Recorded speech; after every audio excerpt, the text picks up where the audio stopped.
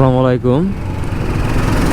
এখন বাজে বিকাল 5:54 আর আমি এখন আছি মৌলভীবাজার সদরে। তো প্রত্যেকটা জেলারই একটা টার্গেটেড এলাকা নিয়ে ঘুরি। তো মৌলভীবাজারের টার্গেটেড এলাকা হচ্ছে শ্রীমঙ্গল। তো শ্রীমঙ্গল আসলে যাওয়া আর একটু আগে যাওয়ার দরকার ছিল। এখন 5:30 বাজে, 6টার মধ্যে সন্ধ্যা হয়ে যাবে। তো তারপরও যাই, সন্ধ্যার পরেও যদি দেখি শ্যুট করতে পারি তাহলে ভালো হয়, আর যদি ভিডিও না হয় তাহলে কিছু করার নাই, সদরটাই শর্ট নেব।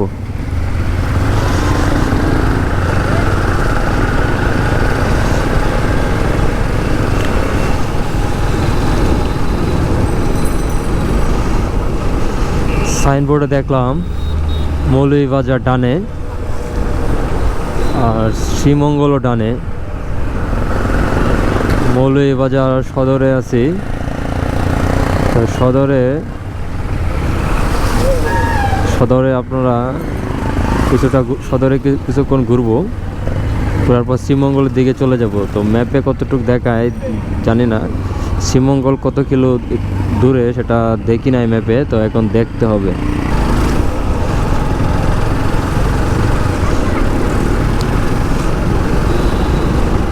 এখন সামনে কোনো জায়গায় দাঁড়াবো, দাঁড়িয়ে ম্যাপে দেখবো শ্রীমঙ্গল কত কিলো।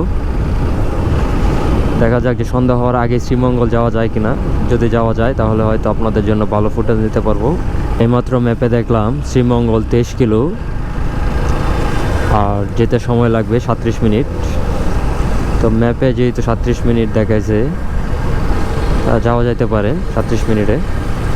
তো দেখি 37 মিনিটের আগে যাওয়া যায় কিনা। 37 মিনিটের আগে বা 20 মিনিটে যাইতে পারলে হয়তো আপনাদের একটু ভিউ দেখাইতে পারতাম দিনের।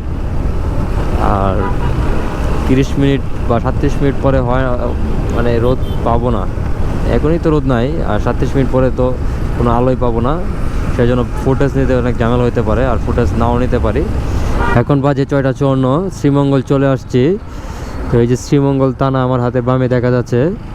তো শ্রীমঙ্গল চলে আসলেও আসলে তেমন একটা লাভ হচ্ছে না, কারণ রোদ তো চলেই গেছে। রোদ ছাড়া তো আসলে ফুটেজ নেওয়া যাবে না। তবে দেখি যদি ফুটেজ নেওয়া যায় কি না। তো শ্রীমঙ্গল পিকনিক স্পটটা কোন দিকে সেটা দেখবো, তারপর পিকনিক স্পটে যাব। রাত হলেও কিছু করার নাই, আসলে বৃষ্টি হয়েছিল এই জন্য রাত হয়ে গেছে। চেষ্টা করছিলাম দিনের রাত হওয়ার আগে আসার জন্য, কিন্তু আসতে পারি নাই। রাত হয়ে গেছে এজন্য শ্রীমঙ্গল ঘোরাঘুরি করি নাই। তো শ্রীমঙ্গল থেকে চলে যাচ্ছি।